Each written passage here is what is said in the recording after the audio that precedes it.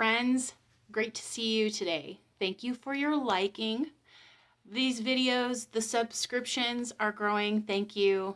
And today I want to talk about abandoning perfection.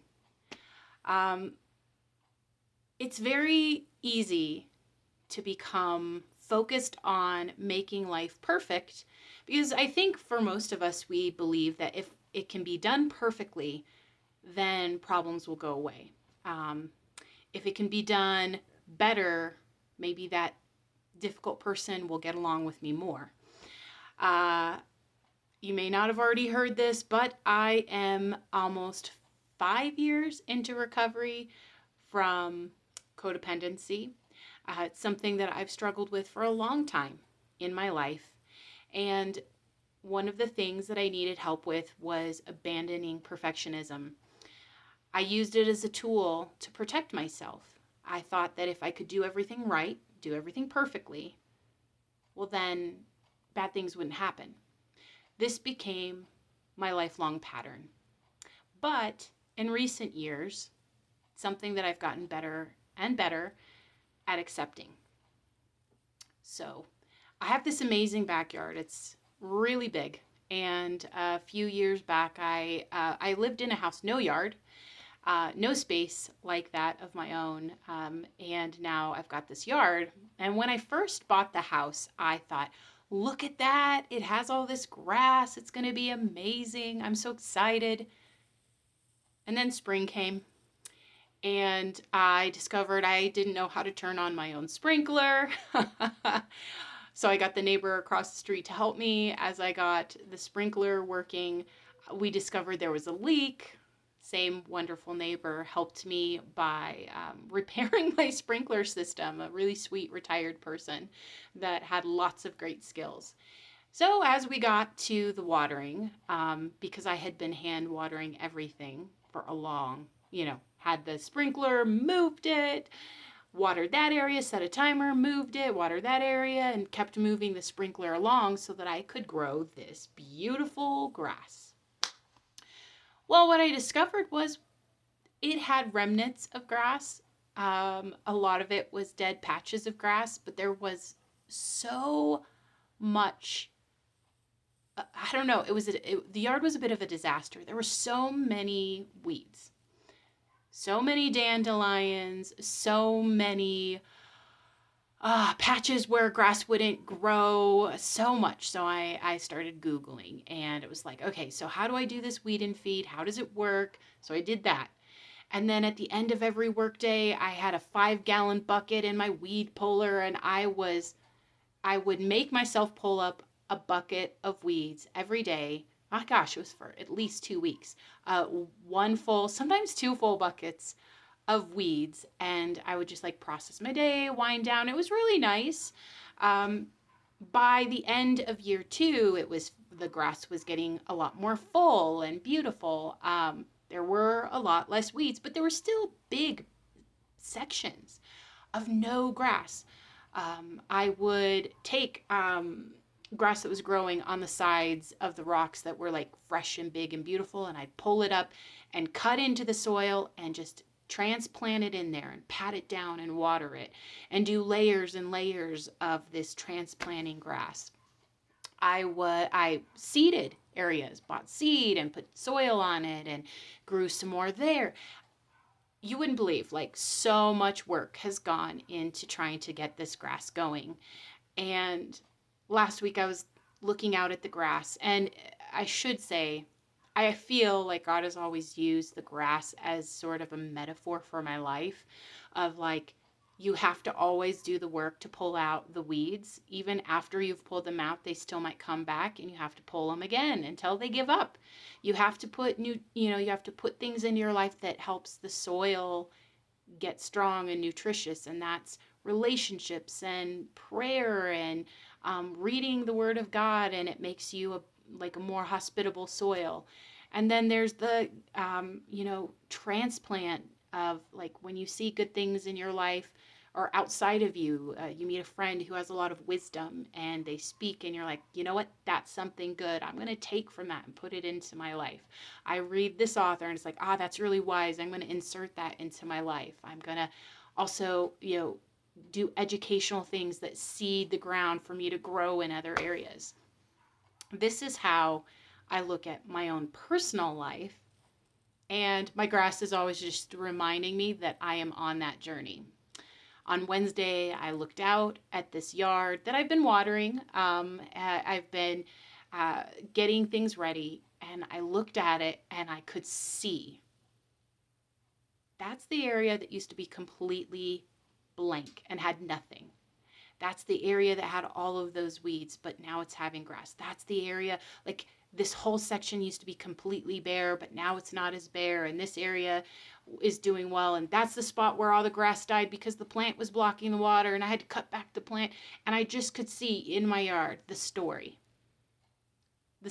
of work, of growth, of change.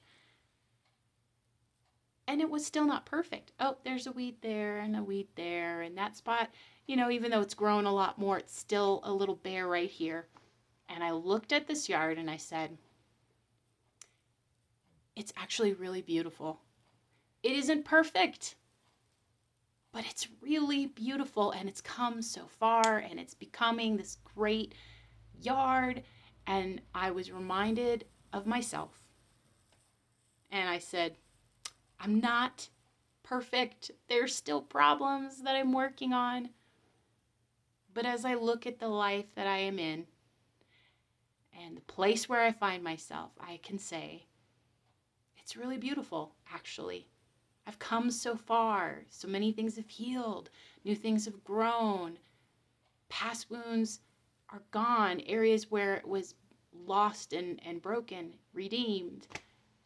It just made me feel hopeful and happy to think that the time and the effort and the struggle, it's starting to show.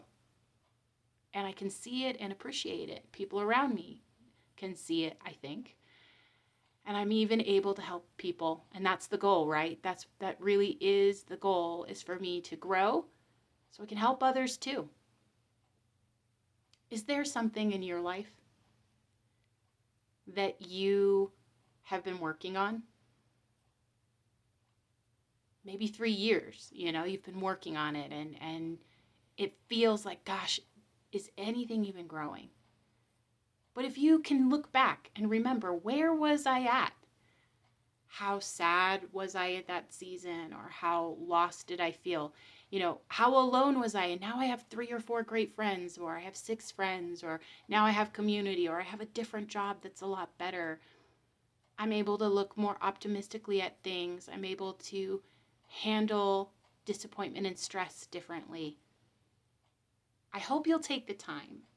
Because the cool thing about spring is that all of your past work, all of your efforts that you've been putting into your life right now, maybe it's starting to pay off.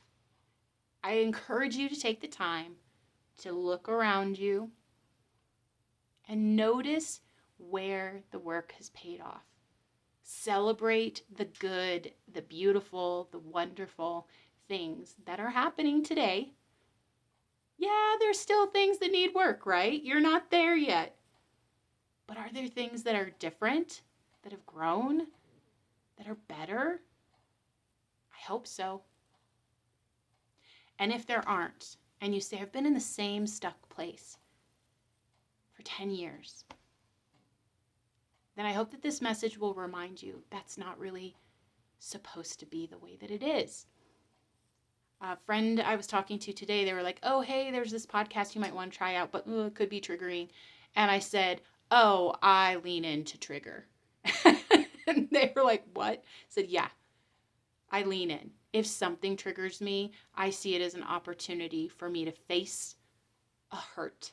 Sometimes I'm not ready, but usually I am. And I encourage you. Today could be the day that you ask a friend to pray for you. Today could be the day that you choose to join a support group. Today could be the day that you look up a counselor to help you. Today could be the day that you pray. It's never too late to start. You just have to start. And it doesn't usually look beautiful right away. In fact, it can be super disruptive and messy.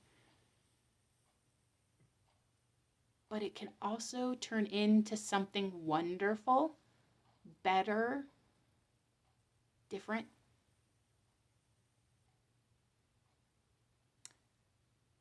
You can also look into life coaching, career and development coaching, which is what I do. I was having a great meeting with one of my clients this week, and it was such a good conversation. I love seeing people break out of, I should this, I should that, I should feel, I should have, I shouldn't want, I should have known better, I should have behaved in this way, I should. And then to see, I feel like this is the way I want to go about it. I see that this is actually my value system. I want to lean into. Today could be your day. And if you're scared to make today the day, maybe tomorrow is your day. Life is supposed to grow and change. Nature shows us there are seasons of winter where we're resting, where things are dormant and it's not ready to be, the ground isn't ready to be torn up and it's not ready to have plants growing. But there is spring, and there is summer, and there is fall. And there are seasons when life is ready.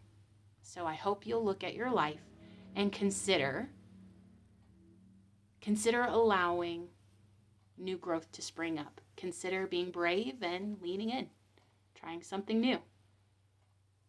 I'll talk to you later, friends. Again, thank you for liking and sharing, and I'll see you soon.